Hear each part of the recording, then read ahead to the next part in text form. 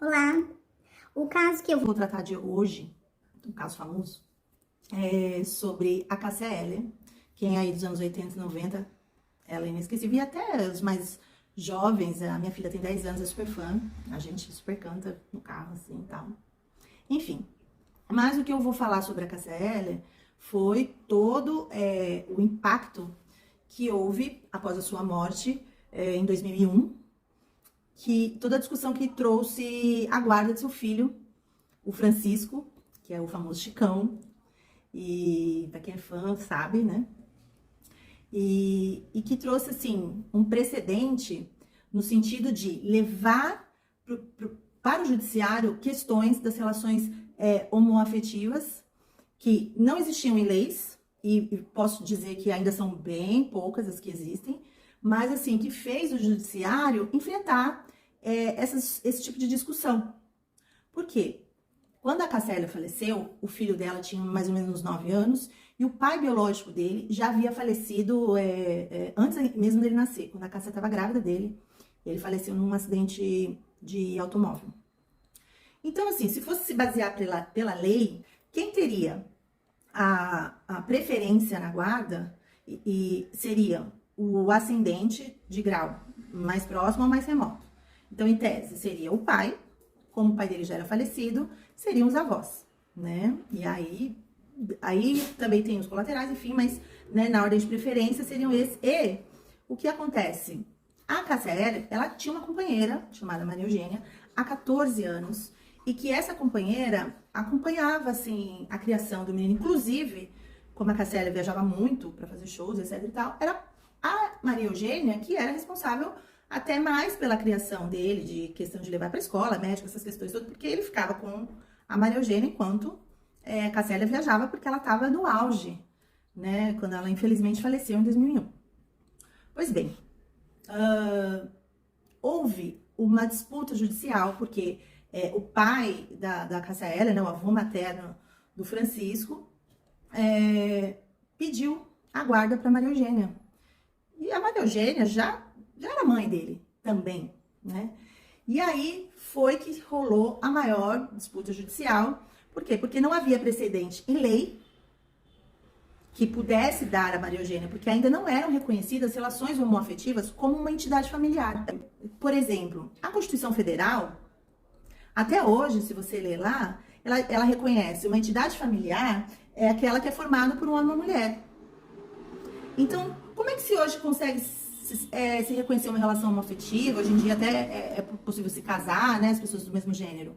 Porque foi criada uma interpretação da Constituição. Porque era, neste caso aqui que eu tô falando, era um casal de mulher em que a Maria Eugênia criava, juntamente com a Cássia, juntos, o menino reconhecia a Maria Eugênia como mãe, tanto quanto a Cássia.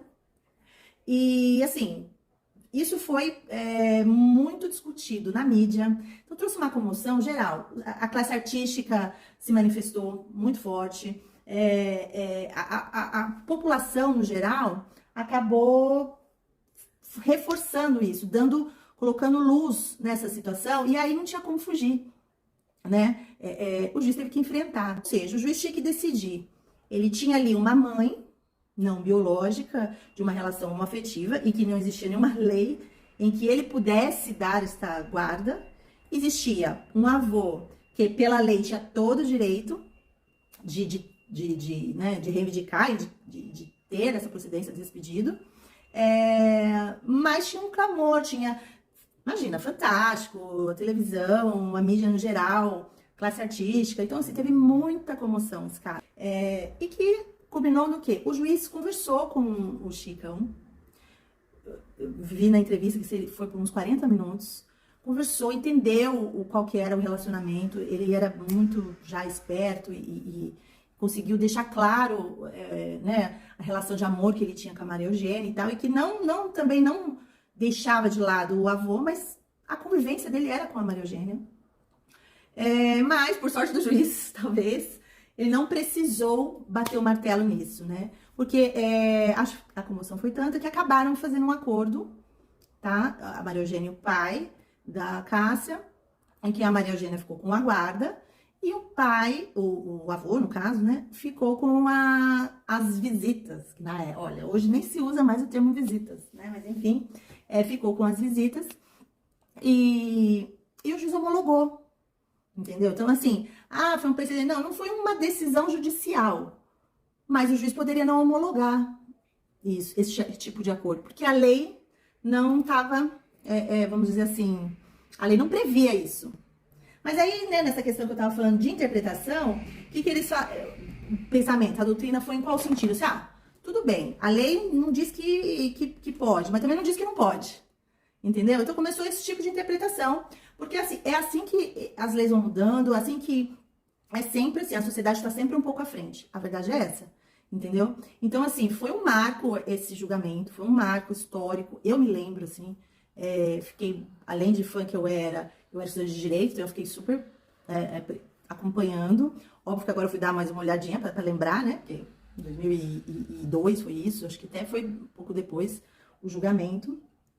Mas aí, assim, é para vocês entenderem como é vagaroso as coisas, mas como faz a diferença, entendeu? A gente lutar, a gente discutir, porque assim, hoje pra gente é até meio lógico, você vai falar assim, porque antigamente eles até aceitavam as uniões homoafetivas, mas eles viam como fosse uma empresa, uma sociedade de fato, tá? Eles não encaravam aquilo, então eles enfrentavam só situações patrimoniais. Sei lá, morava junto, ia comprar um apartamento. Isso era até na área civil, não ia nem para a área da família. Quando se especializou o direito da família, é que começou esse tipo de ação vir para as varas da família. Aí já falou assim, não, calma aí. Se é julgado da vara da família, então nós estamos falando de uma entidade familiar. Entendeu? Então é assim que vai se construindo. E um julgamento nisso, um julgamento naquilo, e foi crescendo assim. E você vê como as coisas demoram, porque você fala assim, nossa, né, marcou um precedente, marcou uma história, marcou um precedente, porque foi muito noticiado, foi muito acompanhado, mas se você vê, o primeiro reconhecimento de casamento homoafetivo no papel de casamento civil foi em 2011. Olha quantos anos depois. E somente quando chegou lá no STF, ele autorizou aquele casal que ficou brigando lá e conseguiu. Entendeu? Não era ainda. Aí em 2013, por aí, que foi que autorizou a CNJ, né, Conselho Nacional de Justiça, autorizou que todos os casamentos fossem homoafetivos, né, pudessem ser realizados nos cartórios, sem precisar de uma ação judicial pedindo autorização. Entendeu? Então isso influencia em muita coisa, influencia em adoção de casais homoafetivos adotarem. Hoje em dia a gente já tem as relações socioafetivas, em que você consegue trazer o nome daquele que te cria, às vezes não tem no seu nome, porque não é seu parente biológico, não é seu pai biológico, mãe biológica, você pode incluí-lo como um parentesco socioafetivo. Essas consequências jurídicas que vai mudando toda a estrutura de uma sociedade e, futuramente, as leis, entendeu? Porque hoje é muito fácil, assim, não existe diferença entre você reconhecer uma relação homoafetiva de uma relação heteroafetiva. Por quê? Porque os requisitos são os mesmos. O fato de serem o mesmo gênero já não é mais um requisito, por exemplo, embora esteja na lei, entendeu? Mas os entendimentos, os julgados, a jurisprudência, as súmulas, tudo isso que vai sendo colocado em discussão, e quando chega no grau máximo, STF, STJ, e eles firmam, hoje em dia tem a repercussão geral, que já firma o entendimento, e aí nem discussão mais tem, entendeu? Então, e o direito de família, que aqui é o meu queridinho, vai acompanhando junto e trazendo as consequências jurídicas de tudo isso, porque aí, como eu sempre digo, as consequências são de questão patrimonial, questão da sociedade no total, questão hereditária, ela influi em tudo, entendeu? E aí, no caso, desse caso aqui, da Cássia Eller, inclusive, a questão da tutela, um garoto que já estava sendo criado por duas mulheres há 9 anos, e poderia, de uma hora para outra,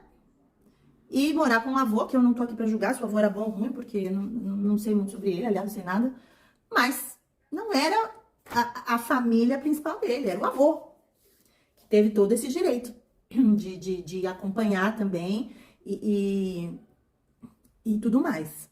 E aí, mais uma coisa que eu gostaria de acrescentar, ou seja, o amor que guia sempre. Principalmente quando a gente fala de filho, gente. Então, acredito que essa decisão tenha sido a melhor. Sim, o amor venceu.